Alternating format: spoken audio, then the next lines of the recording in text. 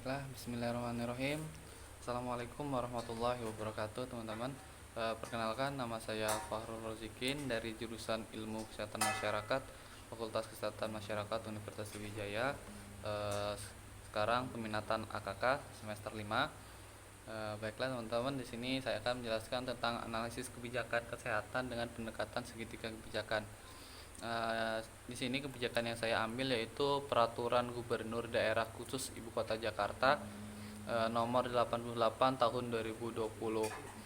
Nah, peraturan ini yaitu tentang perubahan atas peraturan gubernur sebelumnya nomor 33 tahun 2020 tentang pelaksanaan pembatasan sosial berskala besar dalam penanganan coronavirus disease 2019 atau COVID-19 di provinsi daerah khusus Ibu Kota Jakarta.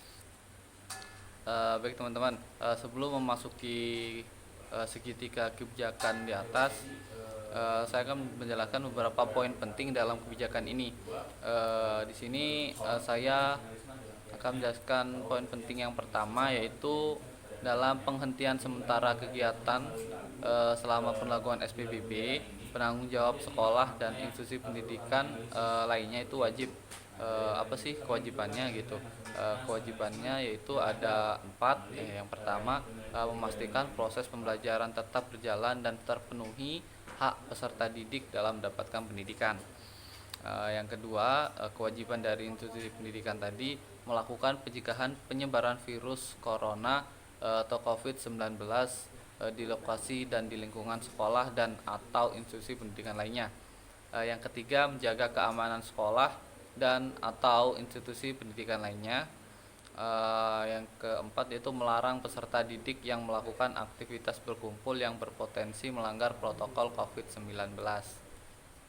Selanjutnya, mengimbau orang tua untuk melarang anaknya selaku peserta didik melakukan aktivitas berkumpul yang berpotensi melanggar protokol COVID-19.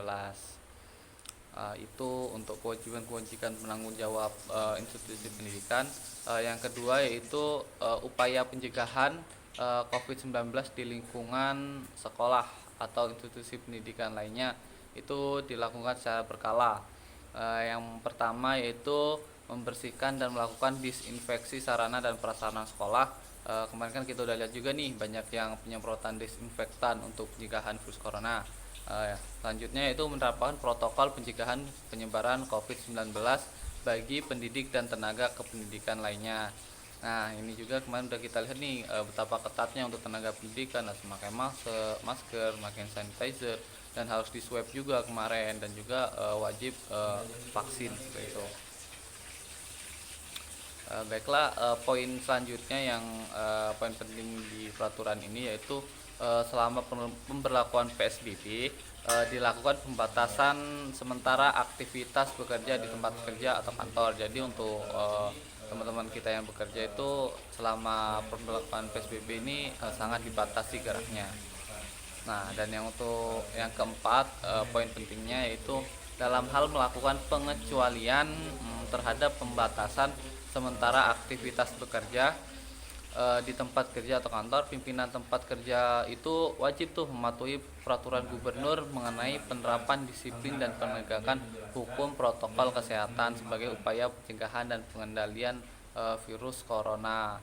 Nah, di sini pimpinan kerja tuh harus memperlakukan karyawan tuh sebisa mungkin untuk menghindari kerumunan, harus menerapkan protokol kesehatan, dan juga sebisa mungkin diberlakukan shift agar tidak menimbulkan kerumunan. Baik teman-teman, kita lanjut di analisis ketiga kebijakan. Itu ada 4 analisis kebijakan itu segitiga analisis kebijakan itu ada 4 faktor yang mempengaruhi. Yang pertama yaitu ada aktor, ada konten, ada konteks, dan ada proses. Kita ke yang pertama dulu yaitu aktor. Aktor ini mungkin teman-teman udah tahu sih apa sih aktor gitu. Jadi aktor ini orang-orang yang berperan di dalam peraturan perintah gubernur tadi. Yang pertama itu aktor dari kebijakan di atas itu yang pertama ada Pemda atau gubernur, itu sebagai pengontrol dan pengendali kebijakan. serta penanggung jawab atas kebijakan yang telah disahkan tadi. Dan untuk selanjutnya itu aktornya yaitu Satgas atau Satuan Tugas COVID-19 itu sebagai pelaksana kebijakan dalam pengendalian kasus COVID-19 serta sebagai menginformasikan kepada masyarakat dan juga sebagai sarana edukasi, sehingga dibentuklah Satuan Tugas tadi untuk mengedukasi masyarakat atau untuk sebagai tim relawan lah istilahnya seperti itu. Untuk yang ketiga ini pimpinan perusahaan, tenaga pengajar dan masyarakat dalam menerapkan kebijakan, dan di sini perlu nih kepatuhan dari pimpinan perusahaan, tenaga pengajar dan masyarakat dalam menerapkan kebijakan gubernur tadi. Yang keempat yaitu peran media massa dalam menginformasikan dan mengedukasi masyarakat. Dan di sini juga bukan hanya sekedar sosialisasi dan sosialisasi, tapi dibutuhkan juga edukasi dari berbagai media, baik itu media sosial, Instagram, Facebook dan lainnya. Itu sangat penting karena yang kita lihat kan banyak sekali nih masyarakat yang sudah menggunakan media-media sosial itu, sehingga sangat diperlukan gitu untuk mengedukasi masyarakat secara umum. Oke, kita lanjut di konten nih. Yang kedua kontennya, apa sih yang isi dari kebijakan kesehatan tadi. Yang pertama itu yaitu pembatasan aktivitas masyarakat dan perusahaan. Bisa kita lihat sih kemarin pembatasan sosial kan, kita sudah bisa lihat dari namanya saja pembatasan sosial berskala besar. Jadi banyak sekali aktivitas-aktivitas masyarakat pada umumnya itu benar-benar dibatasi seperti itu. Yang kedua ini pengendalian mobilitas. Nah, bisa kita lihat juga dalam perpindahan penduduk dari satu tempat ke tempat lain, atau kemarin yang kita udah dengar banyak sih dilarang mudik. eh, Terus kalau mau bepergian harus ada syaratnya, harus divaksin terlebih dahulu seperti itu. Eh, yang ketiga itu aturan isolasi mandiri. Nah, tadi kan saya sebutkan mudik nih. Jadi ada teman-teman mungkin kan mudik nih udah sehat, badannya sehat, syaratnya udah dipenuhi, mudik dan itu nggak serta merta boleh berbaur sama masyarakat, tapi harus melakukan isolasi mandiri terlebih dahulu, minimal 14 hari di rumah untuk tidak keluar rumah. Dan selanjutnya yaitu pemenuhan kebutuhan pokok. Nah, ini kita bisa lihat di dana-dana bantuan sosial kemarin untuk pemenuhan kebutuhan masyarakat. Yang terakhir yaitu penegakan sanksi. Nah, untuk di konten ini penegakan sanksi ini sangat penting biar masyarakat patuh nih menerapkan kebijakan kesehatan tadi. Oke, kita lanjut di konteks kebijakan ini. Konteksnya yaitu kenapa kebijakan ini dibuat, karena adanya peningkatan kasus COVID-19 di DKI Jakarta khususnya.